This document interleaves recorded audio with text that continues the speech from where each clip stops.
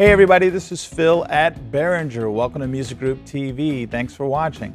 I want to talk some more about the X-Air, other cool features on the X-Air that you can use on the X-Air Edit app as well as the X-Air products from Behringer. What we're going to talk about today is effects sends and effects.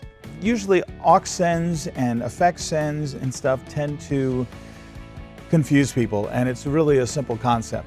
If I were to live in a neighborhood and there were 4 houses in a row and all 4 houses had kids, let's just say, and all of those kids need to go to the same school, what are they going to do? They're all going to get on the same bus and get sent to one location, to the school. That's what an effect send is. I can take a lot of different tracks and I can send them to the same location, to the same reverb, to the same delay, whatever I want to. So if I had 5 or 6 backup vocalists, maybe I don't need the same amount of a reverb on each one of them. So I can send different amounts of each backup vocalist to a reverb so that they have a nice blend. And then the output of the reverb, I can also select whether I want it to come back to my left-right stereo mix or if I want it to come somewhere else. So what's handy about that, let's take a look at the track. I have my track here, my input on channel 1, and we're just going to go to the sends page. Now as you can see right here, I have some sends going on.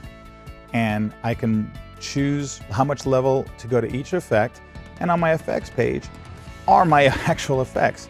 I have a reverb is send 1. I have a plate reverb, which is a bigger reverb, on 2. I have a stereo delay on 3 set to a kind of a longer time, and a stereo delay on effects 4. And it's so simple to get to them. For instance, I'm going to unmute the effect return here. These are my effect returns over here, and I can have them muted or not, or have the gain level up or not. So here I'm bringing up effects 1 for the exercise, and I'm going to send a level of my voice over to it. Now what you're hearing is this room reverb, which is a nice little slapback reverb, what we call slapback reverb. It's a short time. If I want to edit it, I can click edit here and I can change the dimensions of the room, things like that. So it's kind of handy to have. Now let's bring that one down and go to the next effect. It's as simple as bringing down the effect send on the send page, bringing up the next one. So if I bring this up and unmute the reverb, which is send 2, you can see I have a nice big reverb. You see the input level and the output level of the reverb. And I have a lot of effects here. I mean, this is my list of effects that I get to choose from. I have all kinds of delays and graphic EQs and compressors and choruses, you know, things for every instrument that you're going to plug into your rig, I guarantee it. Guitar amps, pitch shifters, there's just a lot of fun going on here.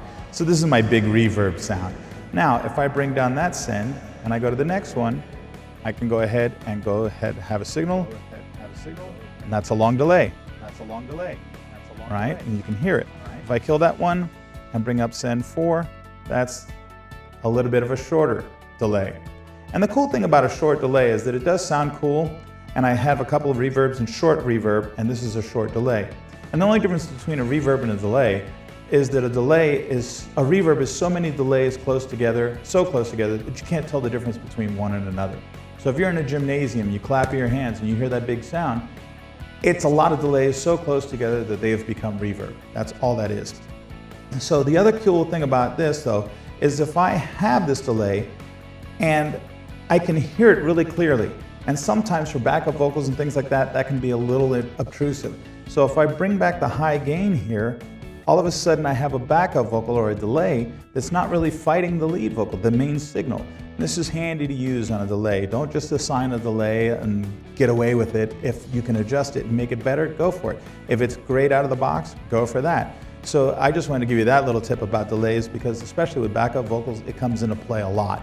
And it'll make your lead vocal, again, pop through, and your backup vocals will sound full and they'll sound like they're supporting the lead vocal, and yet they're not getting in the way of the lead vocal. They are truly backup vocals.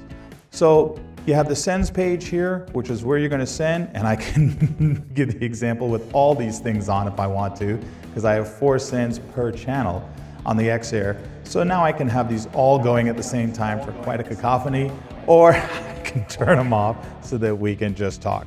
And basically, that's on the X-Air, how simple it is to send signals to an effect and have the return come back and be able to choose effects. We'll have more videos later. Thanks for watching.